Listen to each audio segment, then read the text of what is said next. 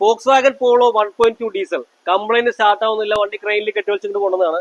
Complaint വേറൊന്നുമല്ല, float കൊണ്ടായിരുന്നു complaint.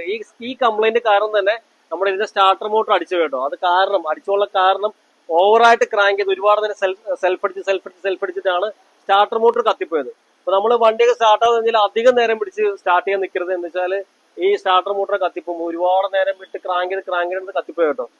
Complaint ശരിക്കും വണ്ടിയുടെ കംപ്ലൈന്റ് എന്തായിരുന്നു എന്ന് ചോദിച്ചു കഴിഞ്ഞാൽ, ഇപ്പൊ ഇതിന്റെ ഫ്ലോ ട്യൂണിലെ മോട്ടർ മാത്രമായിട്ട് ഒരു വേറൊരു വർക്ക്ഷോപ്പിൽ നിന്ന് മാറ്റിയിട്ടുണ്ടായിരുന്നു. ആ മാറ്റിയ സമയത്ത് അവർ വർക്ക്ഷോപ്പുകാർ അവര് പൈസ കുറഞ്ഞ ചെലവില് അധികം ചെലവാക്കാതെ മാറ്റിയതാണ്. മോട്ടർ മാത്രമായിട്ട് മാറ്റി വലിയ എമൗണ്ട് വരില്ല. ഒരു 1200 രൂപയ്ക്ക് ഉണ്ടെങ്കിൽ മോട്ടർ മാറ്റാൻ പറ്റും. അപ്പൊ ആ മാറ്റിയ സമയത്ത് ഇതിന്റെ ഈ പൈപ്പ് കണ്ടോ, ഇതിന്റെ ഒറിജിനൽ പൈപ്പ് ഇതല്ല വരുന്നത്. ഇതിപ്പോ വേറെ എക്സ്ട്രാ കട്ടിട്ടേക്കുന്നതാണ്. അപ്പൊ ആ പൈപ്പ് ഡാമേജ് ആയിട്ട് ഉണ്ടാവണം.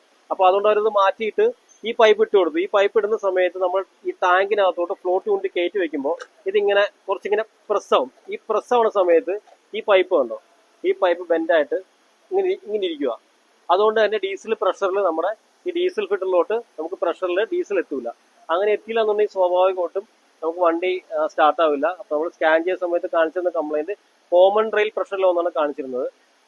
അതെന്താണ് കംപ്ലൈന്റ് അങ്ങനെ കാണിക്കുന്നതിന്റെ കാര്യം ഈ ഡീസൽ എത്താത്തതുകൊണ്ട് തന്നെയാണ് കേട്ടോ.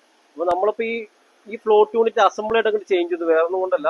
ഇനിയിപ്പോ ഇത് ഇട്ട് കഴിഞ്ഞാലും സ്വാഭാവികമായിട്ടും അവരുടെയൊക്കെ കംപ്ലൈന്റ് ഇനിയും വരാം. കാര്യം കുറച്ച് കൂടി കഴിഞ്ഞിട്ട് ഇനിയും കംപ്ലൈന്റ് വരാം. അപ്പൊ നിങ്ങൾ മോട്ടർ മാറ്റുന്നുണ്ടെങ്കിൽ മാറ്റാം. നമുക്ക് റിപ്പയർ ചെയ്ത് മോട്ടർ മാത്രം മാറ്റിയെടുക്കുന്നുണ്ട്, വേറെ കുഴപ്പമൊന്നുമില്ല. പക്ഷെ ഇങ്ങനെയുള്ള പൈപ്പുകളൊക്കെ നമ്മൾ അഴിക്കുമ്പോഴും ഇടുമ്പോഴും ശ്രദ്ധിച്ചിട്ടില്ല എന്നുണ്ടെങ്കിൽ സ്വാഭാവികമായിട്ടും ഇങ്ങനെയൊക്കെ കംപ്ലൈന്റ് കിട്ടും.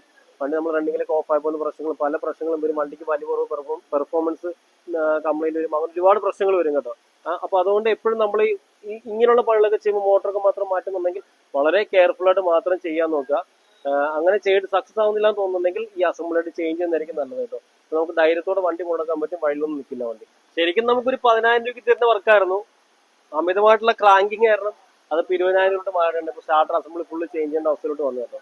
അപ്പൊ എപ്പോഴും ശ്രദ്ധിക്കുക, വണ്ടി സ്റ്റാർട്ട് ആവുന്നില്ല എന്നുണ്ടെങ്കിൽ ഒരുപാട് നേരിട്ട് അടിക്കാതിരിക്കാം. ചില വണ്ടി സ്റ്റാർട്ട് ആവുന്നില്ലെങ്കിൽ ഒരുപാട് നേരിട്ട് ക്രാങ്ക് ചെയ്തിരിക്കട്ടോ. അപ്പൊ അങ്ങനെയൊക്കെ ചെയ്ത് കഴിഞ്ഞാൽ ഇപ്പൊ ഇതുപോലെ 10,000 രൂപ തീരുന്ന വർക്കൊക്കെ ഇതുപോലെ 20,000 രൂപ തീരും കേട്ടോ.